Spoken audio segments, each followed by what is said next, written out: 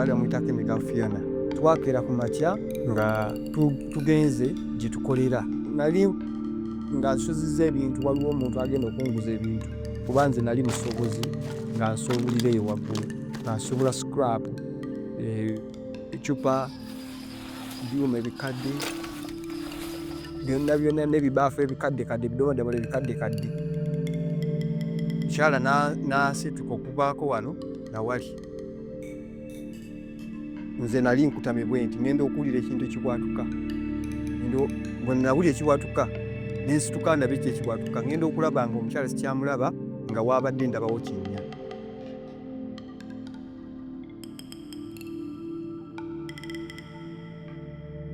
Nze nali naakava ewaka ngenda okulya nga bankubira essimu sisita wange kubanga ali kumpi n'egundi eyo kasasiro awo we yagwa. Gankubira essimu naŋŋamba oli wano, mugamba wendi wano. Naŋŋamba waŋŋamba omukyala omuleseeyo, nomugamba muleseeyo n'omwana miga nti n'agamba yanguwa okomewo neesuuya kubanga bakyali balamu. Ndowooza awantu awo naddukirayo ekitono dakika nga 5 naye ninga yaddukirawo nga lunaku lulamba kuba nalaba nga ninga atatuuka.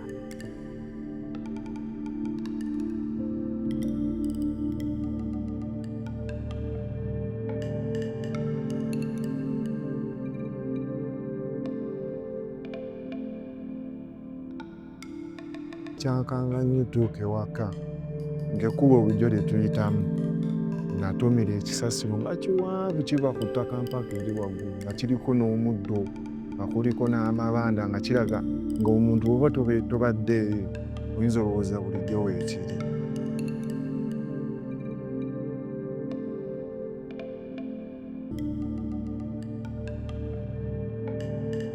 Ennyumba yaffe we yali erina okuba ng'akasolya kaffe kalinga ndowooza nga meters eziwera okuba ennyumba we yali. Kyankanga nnyo netandika okukaaba mu mutima neŋŋamba baganda bange bonna bagendeddemu. Nakaaba ne mbeerawo okumala eddakiika nga 3 nga sitegeera ki kigenda mu maaso.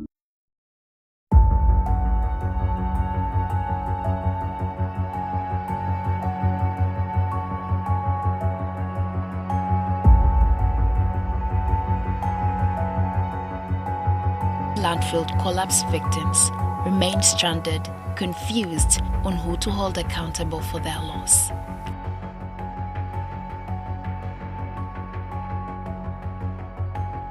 This happened, these people have a claim, what do? Then the chief government evaluator goes ahead to go and visit the site to see whether actually these people are eligible for compensations. We are squarely responsible and liable for whatever transpired. The central government has an obligation to facilitate all that we are doing, including provision of funds for compensation. Nti bibuzaabuza gavumenti eno simanyi oba lwaki abantu bano tebasobola kwogera kintu kimu. Otutuke wa Idi n'ayogera kirala, wa Road Mayor n'ayogera kirala, ne wa RDC n'ayogera kirala, tekisoboka.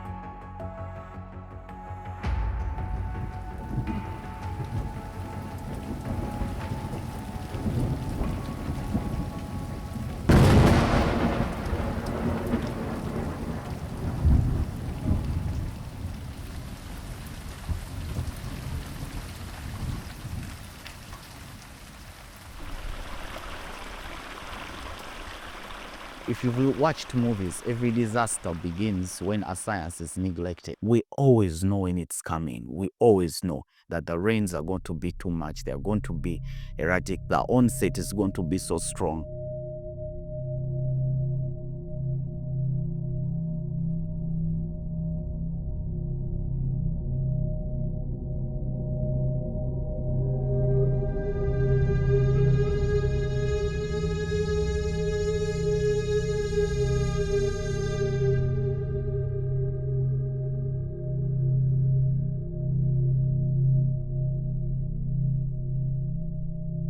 There's a certain indignity that is almost unspeakable about being killed by garbage. Children, able-bodied men and women die as a result of garbage pileup. It tells you all you need to know. So we're not only being killed by the air that we breathe, we're not only being killed by the cars on the roads, we're not only being killed by our water. Our water is very unhygienic, right? We are also being killed by trash. Our colleagues in the civil engineering department did structural analysis on it, slope analysis on it. They discovered there's a likelihood of slope failure. So, and they did document this, okay? And there were quite a number of indicators, the cracks in it, and compounded by probably the rains, eventually one part slipped away, creating such an impact. It was unbelievable. Garbage, door-to-door garbage, compiled, and is bringing such a devastating effect to the lives of people. I couldn't believe it. I was looking at the pregnant mothers that were put aside in a tent, a number of 10 plus pregnant mothers who were experiencing the devastating effects of this incident. A pregnant mother who lost a husband, or a pregnant mother whose husband is no longer able to provide her support because his work was interrupted with the incidents.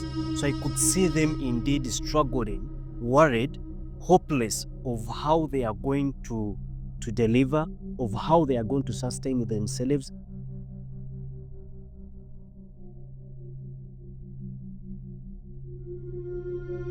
So I remember interacting with a child of 5 years. This child drew a picture of garbage covering her parents, interacting with her to describe this picture, that every time she's there, she even gets nightmares in the night. She is unable to sleep, and she's remembering this garbage covering her parents. And every time, almost near every day, she could be tearful because of remembering, thinking back of the parents. She could always cry for the parents. She could always yearn to see the parents, but she could remember they were covered in the garbage. There has to be something radical. There has to be something that says Kiteezi was a breaking point for us as a society and for the authorities.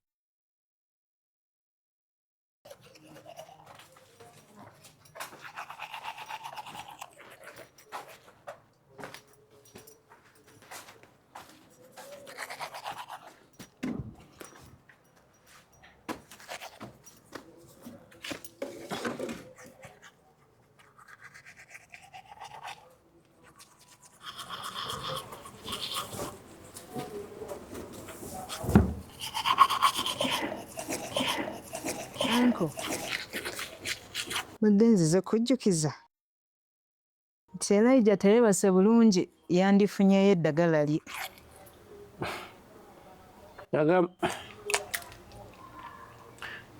Ebintu ebyo maama yabikwasaganya ebya Elijah. Kale ngenda mukubira. Okay.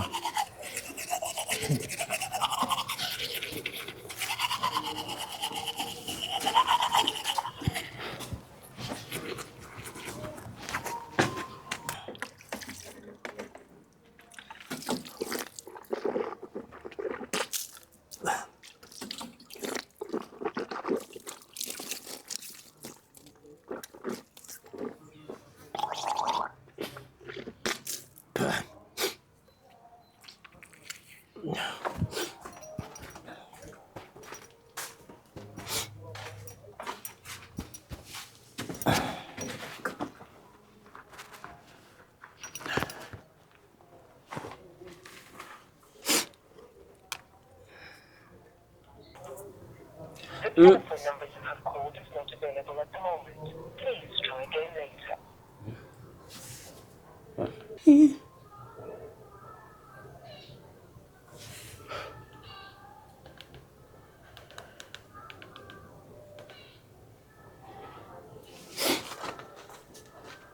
The telephone number you have called is not available at the moment. Please try again later. The telephone number you have called is not available at the moment. Please try obulamu bwange nali sikisuubira keera ku makya nga mukadde wange siri naye. Naye nakaaba olukiro ekyo kyonna nga neewuunya nti mukadde wange asuze mu kasasiro ate nenkuba nenkola ki nemukuba. Twagenda okuddayo ku makya nga naye we tubadde tusima wajjudde amazzi gonna nga gabimpi. Okutandika ate okuddamu okusima esikaveeta ne ziddamu ne zisima eby'ennaku nkadde ne tumufuna naye twagenda okumuggyayo ng'ekisasiro kimwokyezza nga n'oba omuggyako ettaka sikiini evaako. Ennyumba yonna neggwawo obutaggyayo yadde ekikopo yadde ekifaananyi kiwa mukadde. Era n'essaawa zino bwe mba mbinyumyako butandika okkankana kubanga ebifaananyi biba binzirira. Era ne bwe tubeera eyo waka oyinza osiriikira ne munyumya ebiboozi n'otandika okujjukiramu ebiboozi bye mwanyumyanga ne mukadde wo. Leka n'otandika okuba nga kikunyiga munda kubanga n'olaba bulabi kifaananyi kye otandika okujjukira embeera eyaliwo. Ate waliyo ye muzeeyi waffe essaawa zino n'embeera gy'alimu tetegeereka kubanga ye yali yamanyi babeera ne famire ye era n'olunaku olwo kyagenda oggwawo yali yaakavaawo kubanga ye akola mu kibuga eyo Makane. Yakeeranga n'ava 11:00 era kyagenda otuukawo ng'avuddeyo ng'asiiba eyo mu kibuga era baamukubira essimu okudda yawunga kubanga amaka atagalaba, abantu tabalaba. Ne be bamugamba abawonyeewo bali mu maziga kwegamba n'essaawa zino waabinyumyako kimunyiga mu mutima. Era ebimu tetubimugamba tumuleka ne tumunyumiikiriza emboozi engeri gy'ali omuntu omukulu emyaka gy'alimu omuzzaamu ebyo oyinza okwekanga ate naye alubendeddemu. 5 mami 5 nyabo 5 nyabo.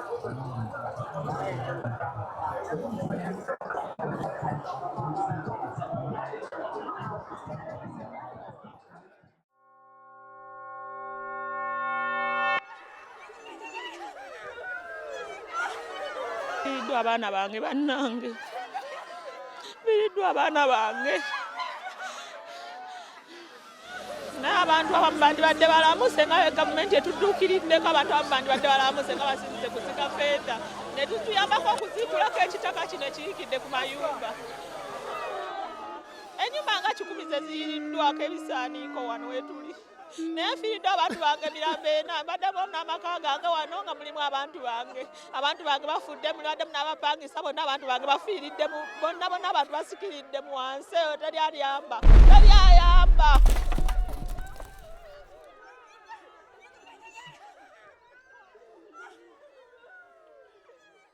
Bwe natuuka awo nange ng'awo nagenda okuddamu otegeera nga ndi mu ddwaliro. Ne bansitula ne bantwala mu ddwaliro ne bankolako obujjanjabi. Kati nze ngenda okudda engulu mbabuuza ki ekituuseewo. Ne baŋŋamba owaayi bakuleese wano nga oli mu mbeera mbi, bakusitudde busituzi. Kati oli kyava agamba n'agamba mukyala wo afudde n'omwana. Kuva olwo obulamu bwange tebwatereera. Ogenda okuwulira mu kyalo bakubira amasimu, alinga nazaala wange yalaluka, buli bw'alaba pikipiki eyitawo agiddukako misinde, buli bw'alaba emmotoka eyitawo agiddukako misinde. Tatereeranga kubanga ye muwala we bwe yali avaayo yajjira ku piki. Twali tuzimbye, nali nzimbye ennyumba yange nga mmanyi namala, naye kati n'ennyumba yennyini yabulirayo mu kasasiro. Kati ssaawa eno naddayo mu kyaki gye mpeerezaamu. Kati ssaawa eno mwensula mu kkanisa. Naye omuntu alina amaka ge obeera oli mu kkola, n'ojjukira ebintu ebyo, n'ojjukira omwana wo, n'ojjukira omukyala, ate obwongo ne buddamu, ne budda emabega n'otwogera ye kati nkolerera ki? Tuli mu bulumi obw'amaanyi, tuli mu nnyiike etagenda kuggwaawo, tuli mu nnyiike gy'olowooza lwoga oba nnette.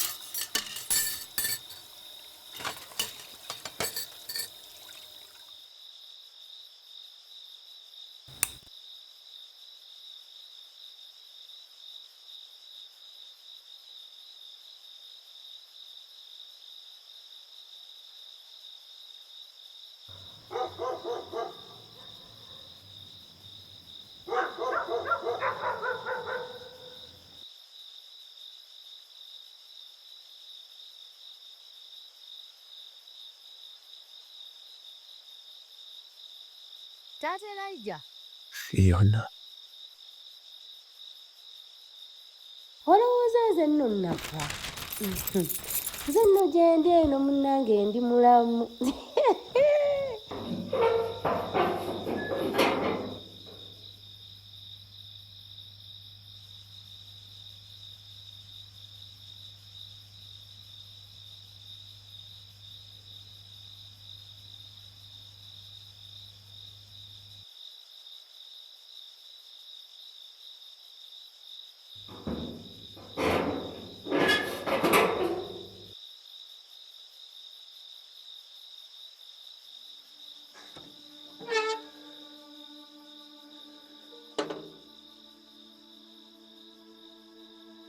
Kati saawa eno nsanze ntegera kuba nze namala emyezi 2 egisooka nga sitegeera. Nga ne bwe twogera wano nga bwe njogera naawe. Naye nga oyinza okunsanga n'oŋŋamba twabaddeko naawe nga sibitegedde nti oba twabaddeko naawe. Naye nga mbadde tubogera n'ombuulira ne bwe twayogera naye nga sikyabijjukira. Waliwo n'olumu lwe twagendako ku KCCA nga tugenze okulaga obutali bumativu. Nawulira neŋŋamba singa abantu bano bankuba waakiri n'enkola ki n'enfa. Nga mpulira sisaanidde kubeerawo. Nga ndaba obuzito ogenda n'otunuulira abaana tebakyasoma. Ebyokulya mubiromba bulombi. Omwana ono mulaba ono omuto ampita maama. Nze gw'ayita maama we. Aba ayagala kubeera naawe. Ayina n'okukangibwa kwangibwa bw'aba nga yeebase ogenda okulya nga gugumuse bw'ati. Ekintu ng'ekyo bwe kityo. Kati bw'oba nga naawe nga tosobodde kuyimirira ng'omuzadde nga tolina busobozi busobola kuyimirira, tosobola kukola ki? Kusobola kuggyawo mbeera ng'eyo.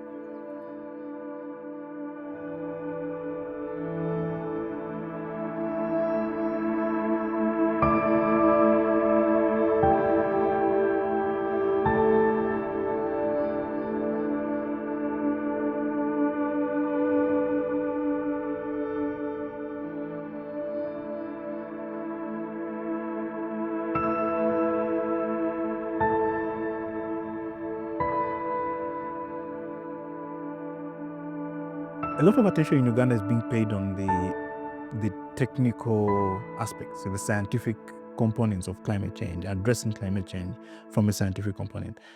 The human being, unfortunately, is not being centered.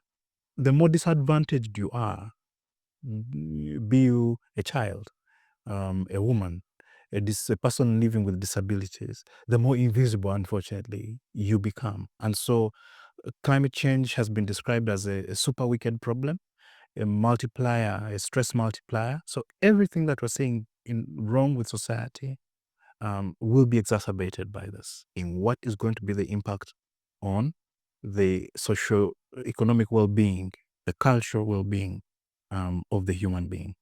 Okuba ebbanga eryo paka kaakano ofuna otulo tumala. Tisobola kutufuna. Ebyaddala. Kuba leero osobola okugira bw'oti n'obanga atereddemu ate ne wayitawo ennaku n'olaba kuba n'amazzi gano gakulukuta era ng'owulira embeera. Ga memories ne zitandika okufa. Ofunako okubuddaabudibwa okuva mu abantu abayamba ku bintu ebikwatagana n'abantu ababa bafunye ekikangabwa kati bakansala kwafunayo ku buyambi obwo. Obuyambi okuggyako pasita abasumba naddala kati bwensabira Unity Power Church wali mu Lusanja. Mufuna okubuddaabudibwa. Yafuna okubuddaabudda era n'amba nga ansembezza nnyo n'aŋŋamba mbe open byonna. After I visited the Kiteezi scene, I was so touched and I got scared. The people who are living around there, every day, they always think about what could happen. They have lived in fear for this year. All these months, these people have been experiencing psychological issues. They don't sleep well. They are always thinking about What if it happens at night? What if it happens in the morning? Because they don't know what is going to happen. So they are having trauma, continuous trauma throughout their lives. These disasters cascade and they cannot be looked at as an event. These are processes, things that take time coming and take time going. Most people have looked at Kiteezi as an event, but Kiteezi has continued to have cascading effects. The leachate is getting into the groundwater that people eventually take up. The livelihoods of the people has not been restored. The buffer areas have been set, but the people in those areas being worked upon. So the cascading effects of the disasters we experience as a nation, as a city, have they been worked on? Or do we just keep looking at our disasters as an event? Like the flood has gone away and then we are done, we can now rest. Or do we begin the process of avoiding the next flood?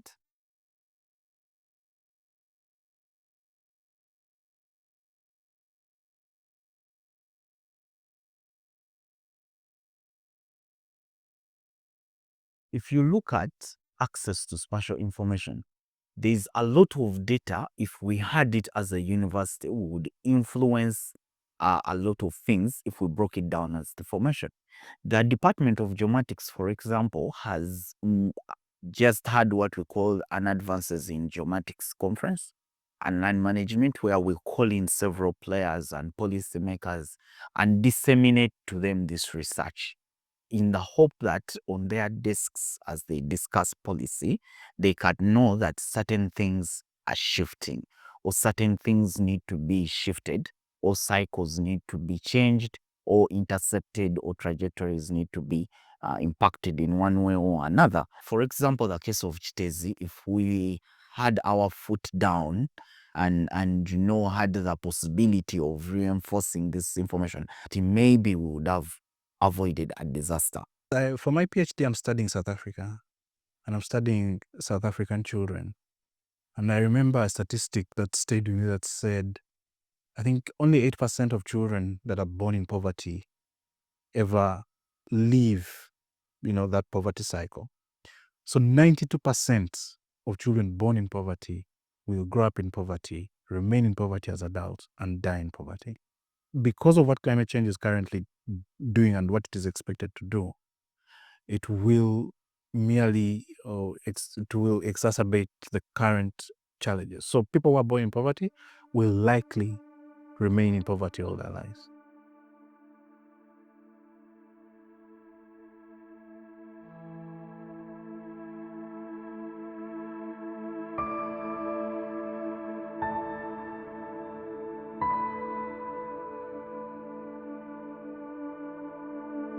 Wadde sevinga sente njagala gula kava ya simu. Ate ng'essimu yo ya mutwe mutono. Era njagala gikozesa bwe bati sina gyeko. Gitunda ogule endala. Sina wamu sindi mwana.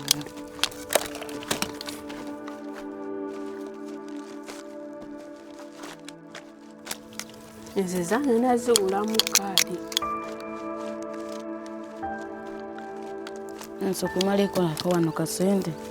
Ndetunde mali, mbe nyama y'enkoko, nde kulya ennyama.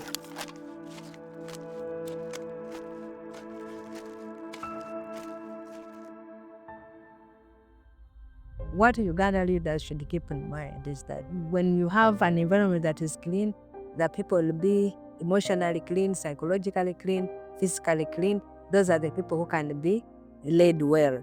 The generation that is coming tomorrow will need to be manageable. There is need of us taking collective responsibility as individuals, as families, as communities, as a country, as institutions. As that, what is that are we doing on a daily basis to protect our environment, starting from where we are? How are we mindful of our daily activities, of our daily behaviors with their impacts to the environment, and our individual participation in protecting or conserving the environment, so that we can prevent forthcoming disasters that can be caused in our localities or the country at large. But one thing I love about the hazard, the climate and the environment, is that they force themselves on the agenda. It does not matter what Parliament is discussing. It doesn't matter. But if Kiteezi happened, we would all focus on Kiteezi. So before we allow it force itself on the agenda, we need to wake up and attend to it. Otherwise, it will force itself. And no one likes the way nature forces itself. It can stop a budget line. It can stop the trajectory of the entire. It can reverse infrastructure. It can wipe away our most expensive bridges, our most expensive roads, our most expensive infrastructure, the schools. It can roll back a country if it is not actually paid attention to. So before it forces itself to the agenda, we need to put it on the table and keep it up there on the priority list. The African Union has a very good agenda 2063, the Africa we want. If we're going to be serious about the Africa we want, we have to be serious about addressing climate change.